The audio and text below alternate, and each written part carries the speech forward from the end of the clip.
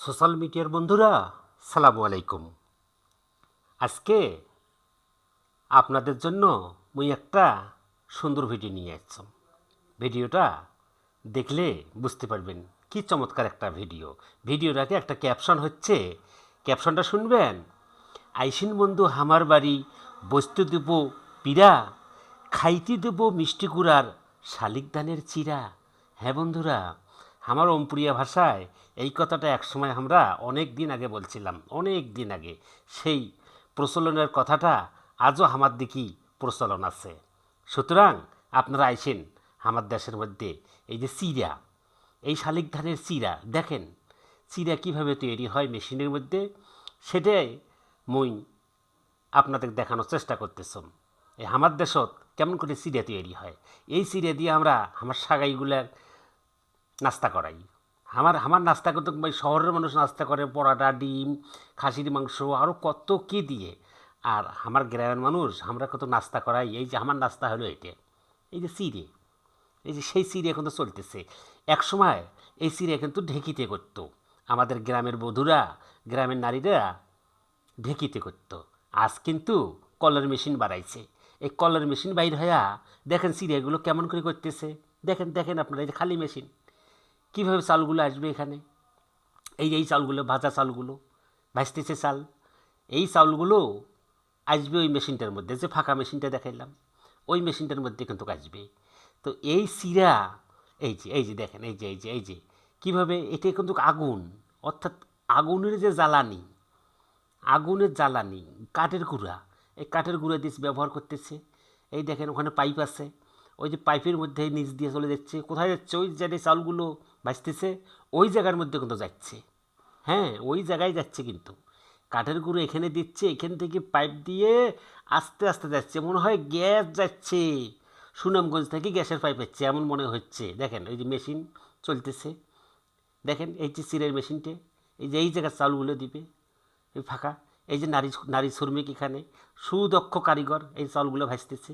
লক্ষ্য করতে পারতেছেন চমৎকার করে উনি চিড়ে তৈরি করেন, লক্ষ্য করতে পারতেছেন। ওই যে চিড়ের মালিক কানির দ্বারে আছে, চিড়ের মেলের মালিক কানের মধ্যে দাঁড়িয়ে আছে।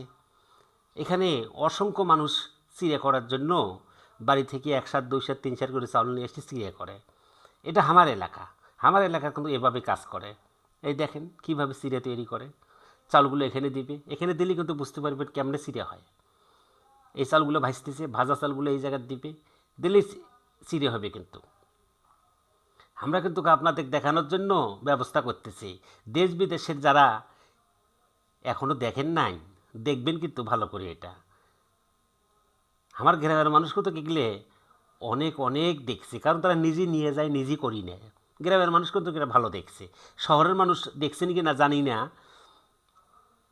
শহরের মানুষের তো ভাই আপনাদের চিড়িয়া খাওয়ার অভ্যাস নাই। আপনাদের নাস্তা হইলো কিচেন, পরাটা, ডিম।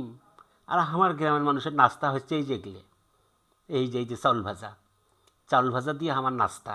আমরা সাগাই সদর বাড়িতে এসে, যেটা মেহমান আইসে, আপনাদের মেহমান, আমার হলো সাগাই সদর। এই সাগাই সদরগুলো কিন্তু আমরা এইভাবে এই চাউলের চিড়িয়া দিয়ে, আরও সাথে আটিয়া কলা থাকে, গুড় থাকে, মিষ্টি থাকে, এগুলো দিয়েই কিন্তু আমরা সাগাই সদর বিদায় করাই।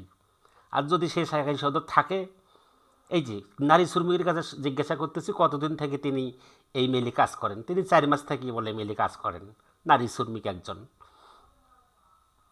হ্যাঁ, ওই যে পুরুষ শ্রমিকটা চাউল ভাজতেছে, এই চাউলগুলো ভাজতেছে, ওই চাউলগুলো কিন্তু এই মেশিনটাতে আসবে। এই একজন মানে চিড়ে করতে নিয়ে এসেছিলো, তাকে জিজ্ঞাসা করলাম, চাচা মিয়া কয় কেজি আনছিলেন? বললো যে 5-6 কেজি আনছিলাম। কত করি কেজি? বললো 20 টাকা। মানে 1 কেজি চাউলের চিড়া করতে 20 টাকা লাগে। এই চাচা আমি এটা করে নিয়ে গেল, দিয়ে গেছিলো একবার, ওনারা করে রেখেছে, এখন উনি নিয়ে চলে গেল। এই যে চালগুলো আসবে এই যে মেশিনত, দেখেন এই যে চালগুলো আসি গেল, এই দেখেন চালগুলো দিবে, দেখেন দেখেন কেমন করে দিচ্ছে, দেখেন এই যে চালগুলো দিয়ে দিল। দেখছেন ভাই? এই দেখছেন, দেখছেন বুদ্ধি দেখছেন?